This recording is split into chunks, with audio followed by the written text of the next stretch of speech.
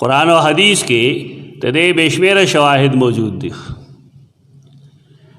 لیکن سوال دا دی چې یو سړی که د الله سره کما بلنه خاص دا هغه مخلوق ته آواز وکړي او مخلوق ته هغه بلنه وکړي دا به څنګه وي؟ دا قسمه بلنه دا د شرک ده بیا.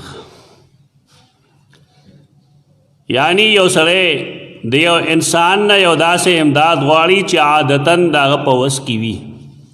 یو سړی بل ته وایي ماله یو 100 پیسې قرض راکړه، 1,00,000 روپۍ قرض راکړه، امداد مې وکړه، دا کولی شي انسان.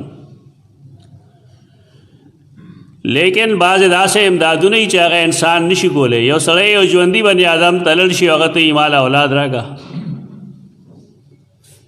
اولاد ورکول دا د انسان اختیار کې نه دي.